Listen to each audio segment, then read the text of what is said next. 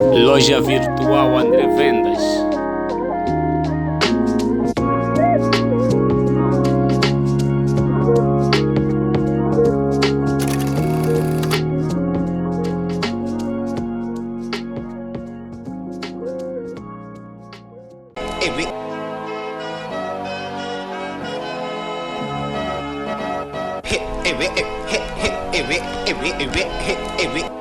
Sejam todos bem-vindos ao Xerife Podcast, o espaço de conversa entre pessoas educadas. Eu sou o André, a.k.a. de Xerife, This is my city, Angola, Luanda, Waridu. Hoje, o nosso tema é virado à educação, mais propriamente na gestão escolar.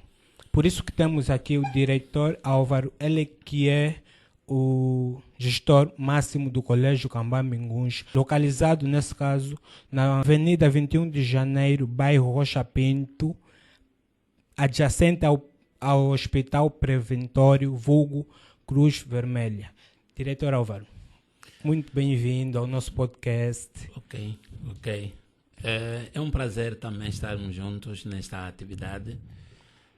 Realmente há muito aguardamos por este encontro e para nós é um grande prazer estarmos juntos. Eu queria saber do diretor Álvaro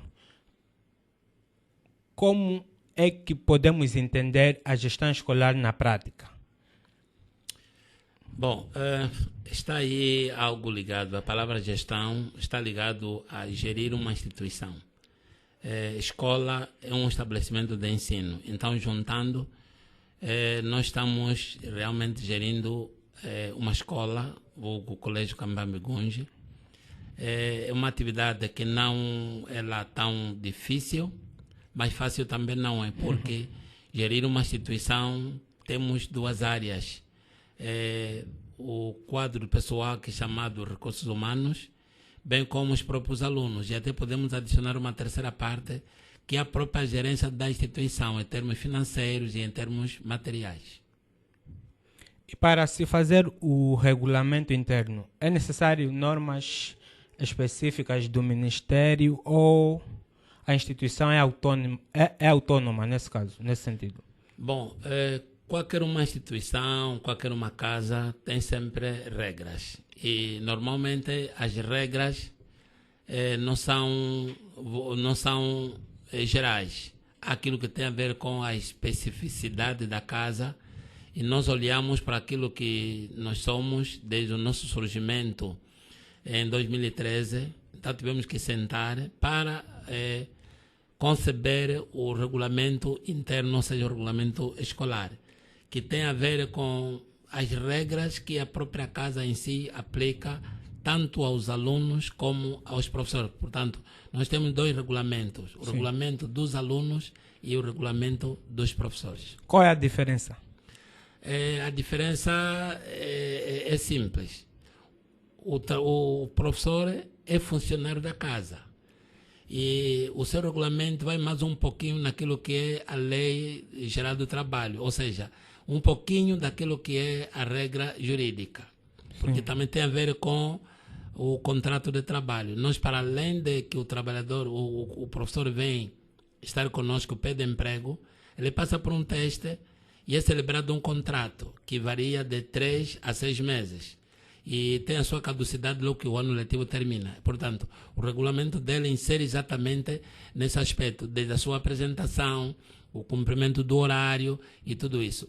Agora, o aluno, também nós celebramos um contrato, que é a inscrição que ele faz logo no início do ano letivo, ou seja, na altura da matrícula.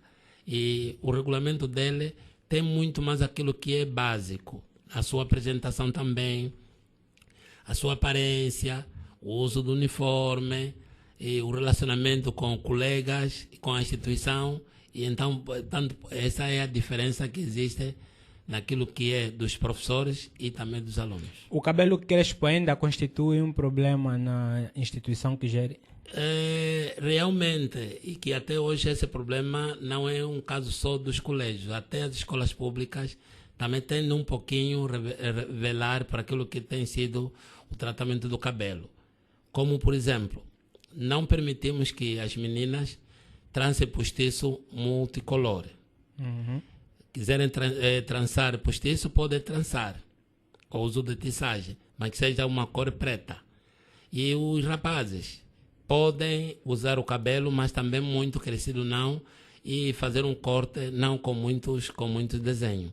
E os rapazes são proibidos a usar brincos, não podem entrar de calção, somente os da pré-primeira ainda vai lá, por exemplo, mas já a partir da terceira até a sexta classe, então os alunos primamos um pouquinho mais, não podem aparecer com mangas cavadas, Calças rasgadas. exatamente, calça semi-rasgada, então, quer dizer, primamos um pouquinho.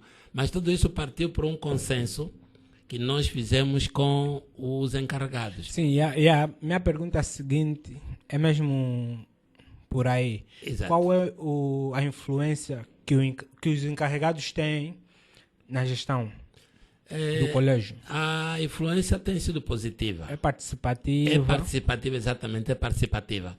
Portanto, nós também temos recebido elogios por parte dos encarregados, e isso nos encoraja. Desde a altura que nós concebemos esta parte, é claro que nem todos tiveram a mesma palavra, mas partimos de uma votação.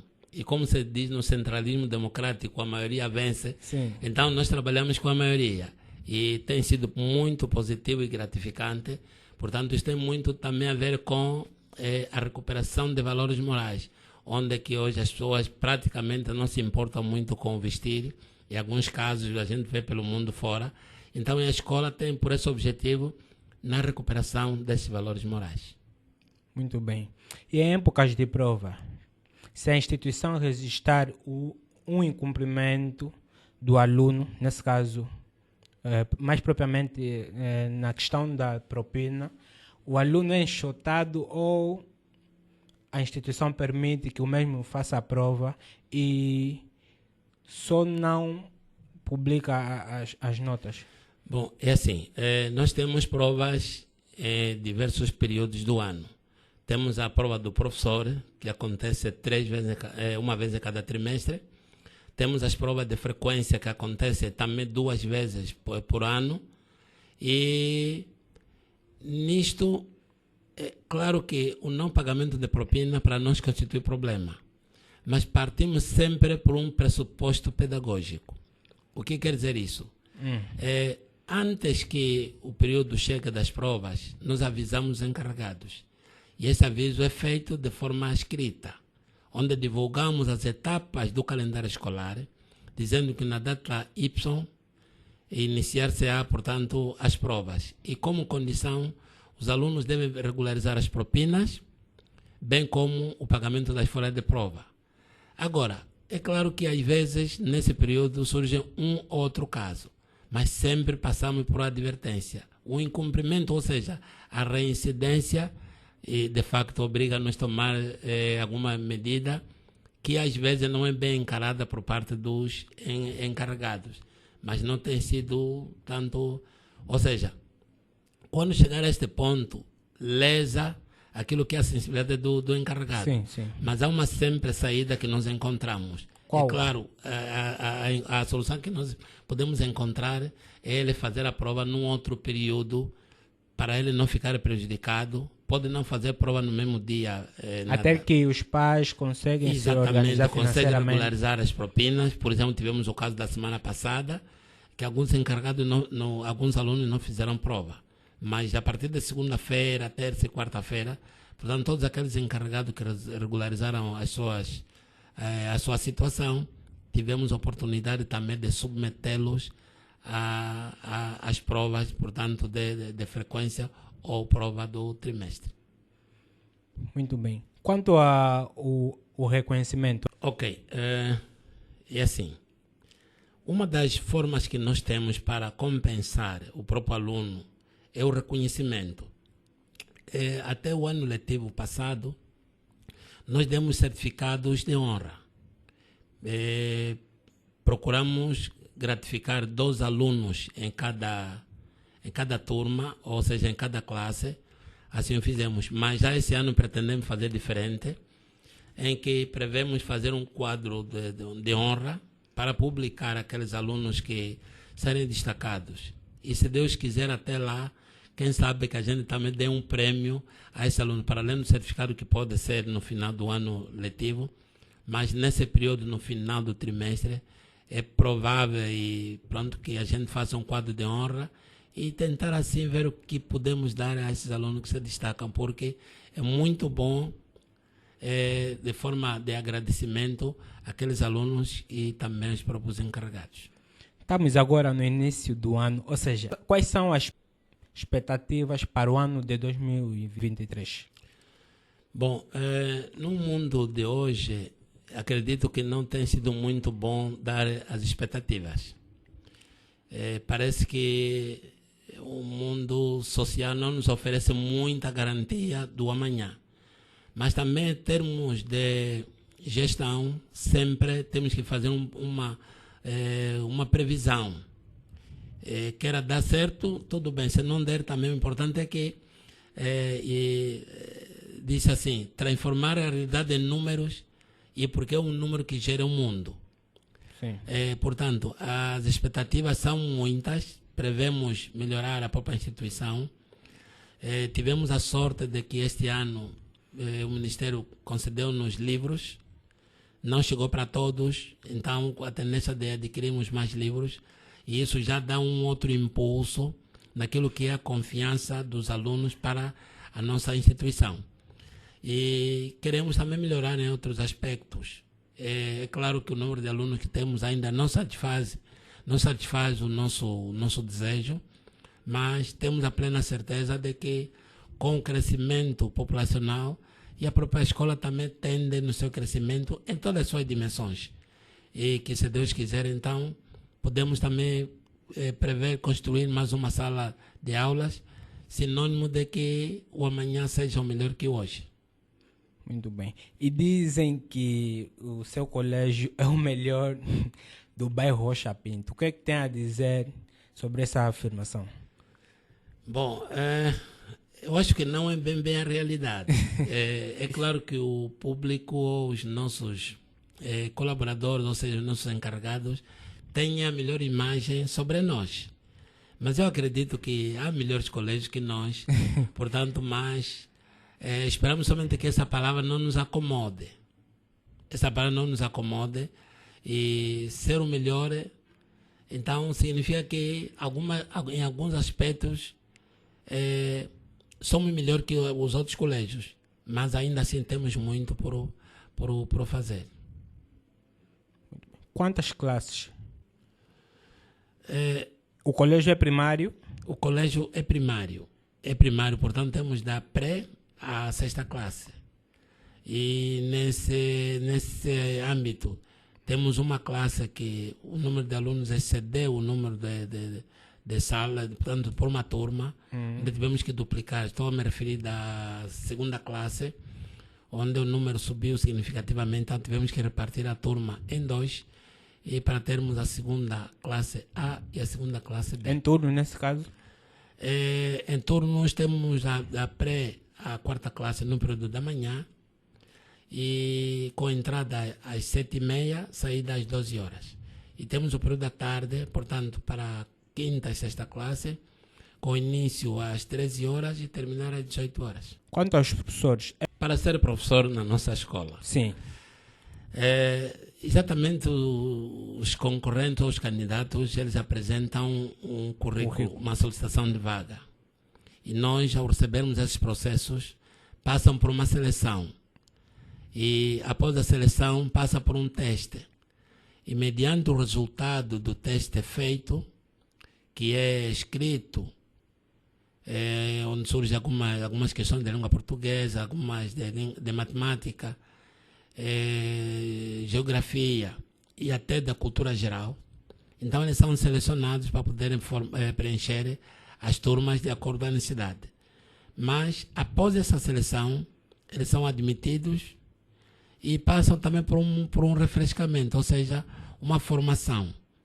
E essa formação não limitamos só a essa, até os antigos, normalmente no fim de cada, ou seja, no início de cada ano letivo, temos sempre uma ação formativa. E porque a formação contínua, hoje, no mundo em que vivemos, Sim, é uma das armas muito essencial para qualificar o próprio trabalhador em todos os domínios. Quanto à propina, eu queria tocar num ponto. Já houve reclamações dos encarregados por ser vizinhos ou por uma certa afinidade. Como é que os encarregados separam a questão profissional e a questão pessoal? Por ser um colégio que está localizado cá no bairro, Ok. como é que é esse intercâmbio? Bom, é assim. Quanto à questão de propinas, isso é como se fosse a alugar ou então arrendar uma casa. A localização geográfica, em termos de estrutura, determina mais ou menos aquilo que pode ser o custo de uma casa. E nós, ao determinarmos os valores, realmente, eu reconheço que em alguns aspectos o nosso valor, ou a nossa propina, é um pouquinho mais elevada, mas nós também buscamos muito desses pressupostos. E porque também a gente fez uma avaliação. Um estudo também feito pela área, em comparação com os outros colégios, e nós tivemos, portanto, acertamos a nossa tabela. Realmente, mas essa tabela também partiu de uma orientação o ano passado, se a memória não me falha, em que o Ministério da Educação autorizou que todos os colégios pudessem aumentar as propinas até 15%. Então, nós fizemos essa atualização o ano passado. É claro que doeu um pouquinho no bolso dos encarregados, mas isso também tem feito com que a propina, ao ser um pouquinho mais elevada, também está ali a exigência dos próprios professores.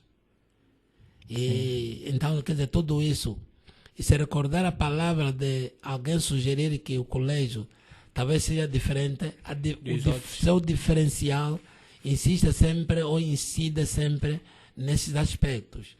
Com quem diz, gastar mais para ser servido melhor. Muito bem. Agora eu quis tocar numa situação que foi até certo ponto polêmico ou polêmica, que é a questão do Simprof e o Ministério. Qual é a visão ou o posicionamento do diretor Álvaro relativamente a esta situação? Acha que o Simprof esteve bem quanto à greve? Bom, é assim. Realmente eu me posicionaria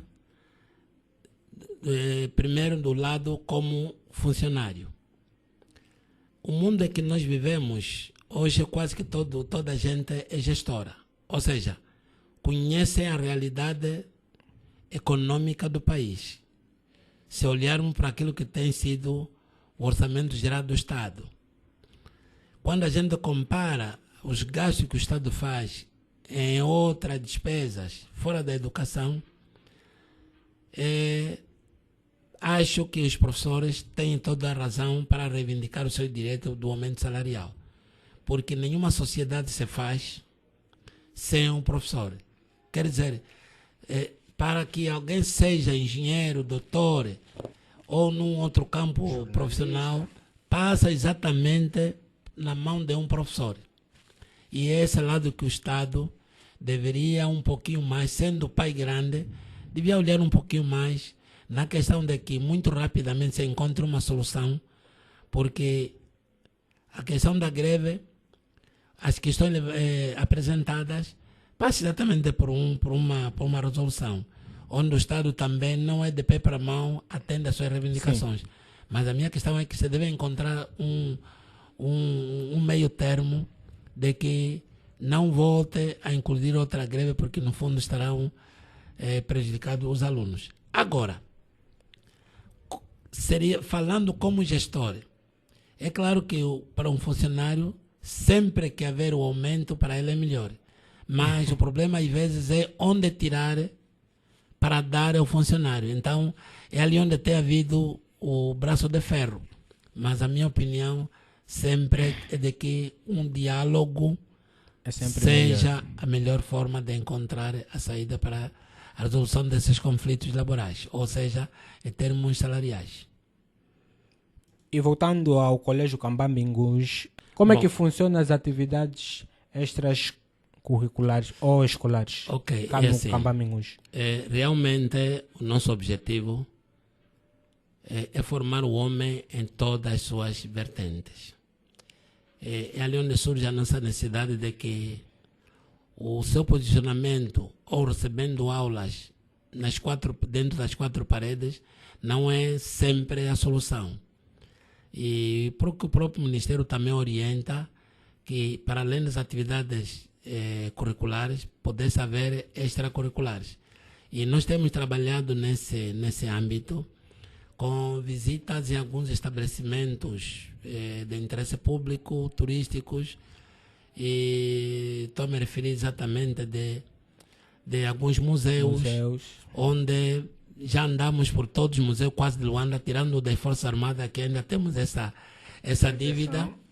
E para dizer que também ainda este mês conseguimos estar no Campo do Golfo, na zona do Benfica, no Morro dos Veados propriamente, com cerca de 80 alunos. E lá tivemos aulas sobre o ordenamento do trânsito e sinalização. Recebemos especialistas do Comando Municipal do Belas. Também recebemos um especialista ligado ao Serviço de Investigação Criminal e Resolução de Conflitos, que falou para os meninos sobre a violência doméstica e também crianças em conflito com a lei, o vulgo delinquência juvenil. E foi muito gratificante. E uma das aulas que tivemos é sobre a atividade do Golfo. E foi muito boa essa saída e marcante. Então, nessa altura, nós prevemos para o próximo ano, em fevereiro, como se trata do 4 de fevereiro, uma data histórica do país, a nossa tendência agora é virarmos ao marco histórico do Kazenga, onde a partir da primeira semana, quando as aulas retomarem, faremos a pesquisa. E, se Deus quiser, o nosso ponto próximo a estar com os alunos, portanto, será no marco histórico 4 de fevereiro, isto é, no Kazenga. E há uma taxa simbólica que os alunos pagam para participar? Exatamente. É uma É taxa... obrigatório ou facultativo? Não, nós mantemos isso como obrigatório porque nós alugamos o transporte. Por exemplo, na atividade que nós saímos, realizamos alguns jogos, houve premiações e houve também um lanchezinho que nós oferecemos aos meninos. Portanto, tudo isso passa por uma questão de que os encarregados comparticipam com algum valor que unanimemente acordarmos. Nós fizemos a pesquisa no terreno e calculamos um valor e passa por uma assembleia ou por uma reunião com os encarregados e aquilo que for votado, portanto, é o que nós aplicamos. Por exemplo, a vez passada, após a votação, colocaram-nos a questão de encarregados com mais de 3 filhos. E foi acordado de que quem tivesse 3 filhos podia pagar para 2. Sim. E o terceiro, então, seria levado para também, assim, quer dizer, sem pagar nada, do jeito a atenuar as despesas. Muito bem. Então, o preço vai variando de acordo ao local a se visitar? Afirmativo. Varia do local e o trajeto, porque há locais onde nós vamos, por exemplo, normalmente aos museus, cobram uma taxa por cada menino. E as taxas variam. O museu também cobra. Cobra também. Então o colégio não gasta só no transporte. Não. A entrada dos meninos também é cobrada. Também é cobrada. Agora, a última atividade que tivemos no Campo do Golfo, já não tivemos essa cobrança. Mas realmente nós gastamos o valor do transporte devido à distância e algum lanche, e algumas premiações que nós preparamos para os meninos. E depois tem aquela de pesquisar o local, gasta-se valores, o contato com as autoridades administrativas. Nós fizemos uma associação de viagens, primeiro para o Talatona, mas depois para o município de Belas, uma vez que a área administrativamente pertence ao Bela. Portanto, isso é facultativo. Muito bem. Estamos a chegar ao fim da nossa entrevista. Ok. Hoje tivemos pouco tempo, mas prometemos enviar um outro convite para que o diretor Álvaro possa voltar. Em remate final, ou em nota de remate final, o que é que o diretor quer deixar para os nossos subscritores? Bom, para dizer que foi bom foi boa esta iniciativa. Isso faz com que a nossa atividade saia do desconhecido para o conhecido. E um dos sucessos de qualquer instituição é ser conhecida, colocá-la no auge. E do jeito que prevemos que nas próximas ocasiões a gente também venha com uma nova, ou seja, novas ideias daquilo que é, porque realmente estamos numa fase evolutiva. Sim. E nesta fase faz com que em cada dia temos um pensamento novo. Pensar sempre que o amanhã seja diferente do hoje. E é nesse âmbito em que foi bom. Esperamos que a gente venha nas próximas ocasiões com mais tempo. Sim. E dialogarmos muito mais. Então tentamos desenvolver um pouquinho mais aquilo que é a nossa atividade escolar e sobretudo como diretor de escola. O que hoje dirigir uma instituição privada que vive ou sobrevive de fundos próprios realmente não tem sido fácil. Eu reconheço que algumas vezes tomamos atitudes que depois vemos que não devia ser aquela atitude, mas temos que tomá-la porque às vezes é mesmo necessário. Mas esperamos que, quer do nosso lado, quer do lado dos nossos encarregados, haja sempre uma melhoria. E ainda reconheço que há encarregados que têm nos dado coragem para nós não pararmos, porque já pensamos em desistir. Já pensamos isso. Principalmente naquela fase da Covid, já pensamos em desistir, mas hoje também foram nos encorajando, porque nós chegamos a ponto de reduzir de 190 alunos para 90. Perdemos quase metade, ou um pouquinho mais além da metade. Mas tudo fruto do Covid ou Sim, problemas internos? Fruto da pandemia. E este ano, graças a Deus, conseguimos reconquistar o número que tivemos naquela fase.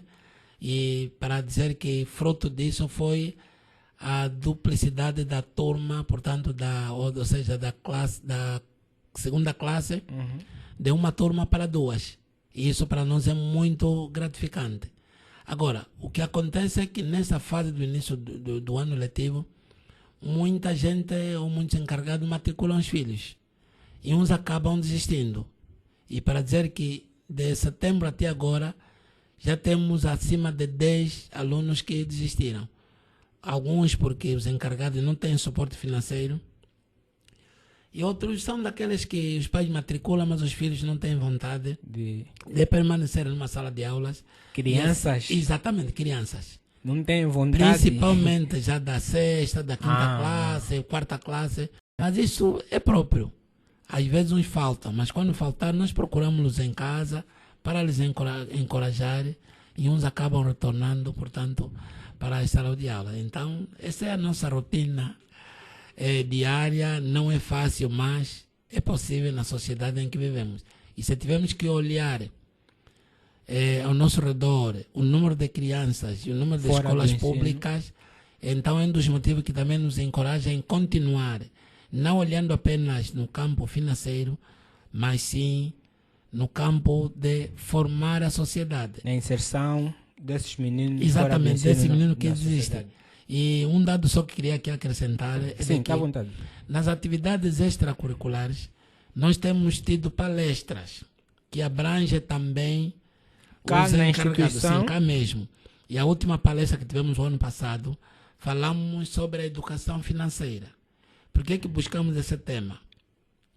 Hoje ganhar dinheiro é um sacrifício, mas gastar, a gente acaba gastá-lo em pouco tempo. É verdade. E trouxemos cá um especialista em economia e sentamos à volta de 40 e tal encarregados que vieram cá. E então tivemos um debate Entrada assim. livre. Sim, as entradas foram livres. E foi muito bom porque o palestrante falou de como é que nós podemos gerir financeiramente o nosso dinheiro e como deve ser, principalmente na distribuição, ou seja, nas prioridades. O dinheiro, quando vem em nossa mão, quais são as prioridades? Desde a alimentação, saúde e na educação dos filhos, estamos a falar de propinas. Então, isso tudo passou exatamente por um debate. E já tivemos outra palestra que falou sobre a gravidez precoce.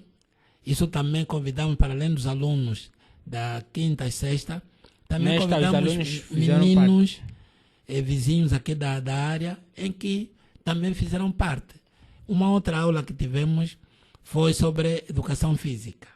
Fizemos lá fora da instituição, portanto na rua, e convidamos também A comunidade. a comunidade. Isso foi muito gratificante.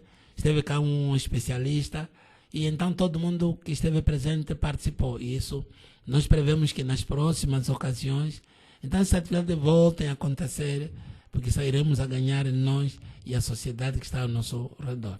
Talvez é por isso que o colégio seja conotado como o melhor do bairro Rocha Pinto. Acredito que sim, porque bom, realmente temos feito isso.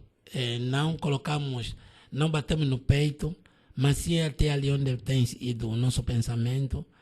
E, portanto, assim tem sido a nossa rotina. Muito obrigado, diretor Álvaro, por aceitar o nosso convite e prometemos encaminhar um outro convite para uma próxima oportunidade. Ok, eu também agradeço por esta parte e o meu agradecimento ainda é de estar numa sala com jovens que têm esse pensamento de olhar para a sociedade e dialogar com mais velhos. Isso para mim é muito gratificante. Portanto, também encorajo-vos a prosseguir nesta carreira.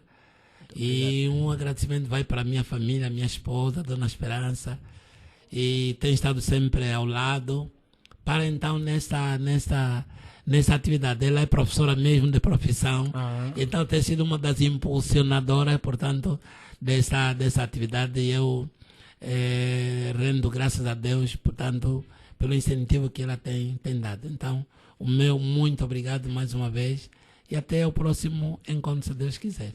Muito obrigado. Obrigado. E terminamos assim mais um episódio do Xerife Podcast. Desejamos feliz ano, que tudo de bom possa acontecer nas vossas vidas e que não esperemos que a mudança venha do céu. Temos que tomar uma atitude para que as coisas mudem. E hoje a minha equipa foi composta por mim, né? Claro, e o Jorge Lemos na imagem. E juntos fizemos a equipa que trabalhou para si hoje. Até já, voltamos num próximo episódio.